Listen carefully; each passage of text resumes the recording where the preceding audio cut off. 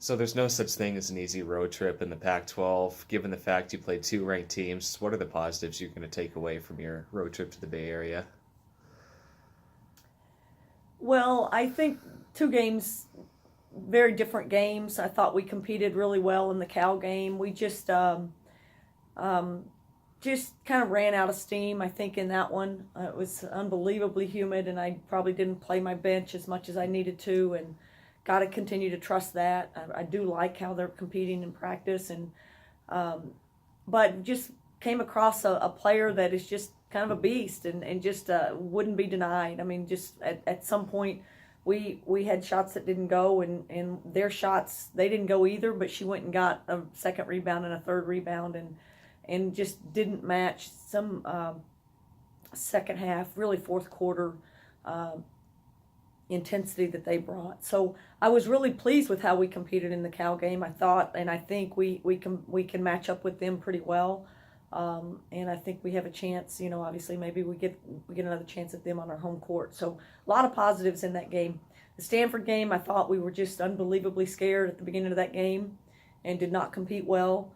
And then I think in the second and fourth quarters, you saw a team that just kind of buckled and in both instances played some pretty good basketball. And we have to watch those instances and just understand that when we execute well, when we compete well on the defensive end of the floor, when we have all five players committed to both ends of the floor, we can be a pretty good team.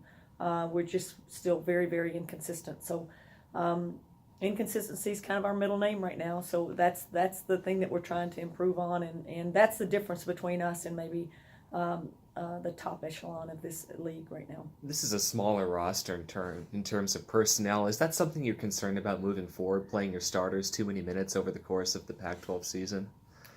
Well, they're 20 years old, and I don't really worry about them getting too fatigued. We have a day off every week. We have practice guys when we're here, so they slug most minutes in practice. So our players get quite a bit of rest in practice, the starters in particular. And I don't really, I think it's more, I do think we have some players on our team that probably do need blows a little bit more. I think Bobby would be a little bit more effective if I could get her in and out of the game, not long periods of time, but just a little bit more of a blow. I think Maria as well.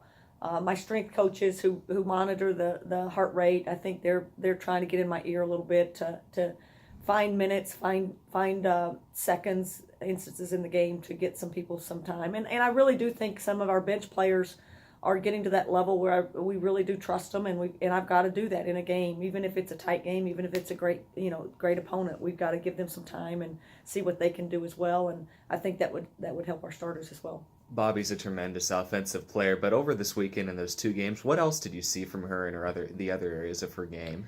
Well, I mean, again, until we make Bobby a complete player, until she wants to be a really great defensive player, I think she's gonna, she's just gonna be a partial player, and it's pretty good. I mean, when you get that kind of a production, but I think you also see teams are really starting to play our personnel certain ways, and they're sitting on Bobby, and they're making her make decisions on probably not the best parts of her game. They want her to shoot her outside shot more than anything. There's also a lot of help in the lane, so she doesn't have much room to drive because they're sagging off of some of our young players that aren't shooting the ball well. So it's a great challenge for them, the young players, Lynn in particular, Shear.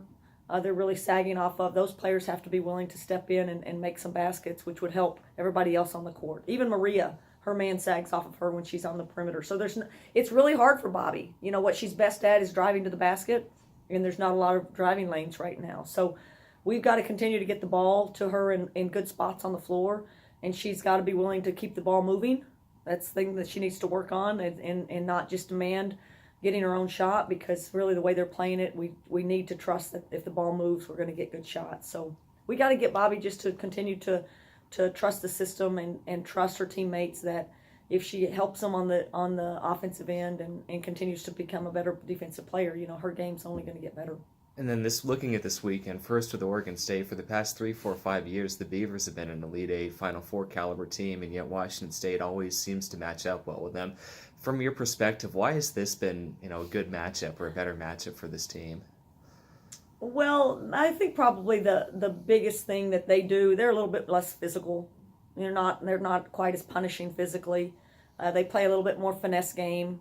It's a very pretty game. They want the ball to move and they pass it well. They're skilled. But I think the physicality of the game, they don't just power you with defensive.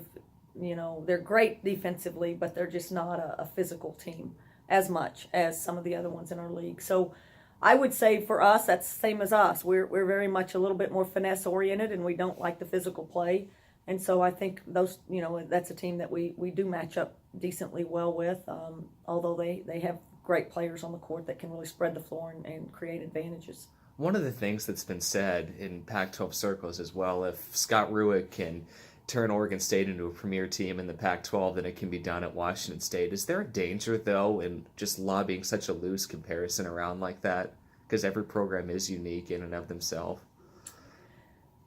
Well, I don't. I mean, I think Scott and Oregon State is a great example of what happens in women's basketball, and I do think there's more than just one instance. I think Scott and where they're located and Corvallis and I mean, it's a great situation for us to compare to. I don't look at it as we're not going to completely be them, and clearly he's a great coach and he's built that thing.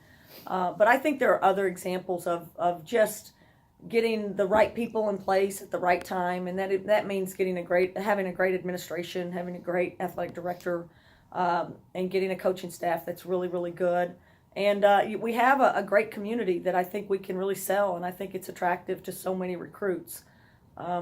We don't draw a lot of fans, and I'm still one of the few out there, and that I'm completely and totally convinced that we have to put a good product on the court for fans to come. I think we have to win, and I think if we do that, we're gonna create a great environment for us at our arena. I think our drum line is as good as anyone in the country. I think our band is amazing, and our cheer team and the environment they try to create. But it's up to us to provide an entertainment factor for fans. And again, look at our football team. I mean, people come from miles around to come watch them. So I think it's doable. And I think when you get into college towns like Pullman, you can really create something special if you do your part and get a great product on the floor. Seeing how the Oregon game shook out a few weeks ago, just on the defensive end, Oregon can beat you in a number of ways offensively. How might you adjust your defensive scheme heading into Friday's matchup just to ensure that it's a better result?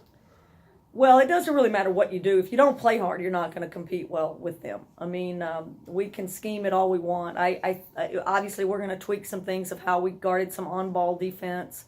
But I think whatever we did wasn't very good.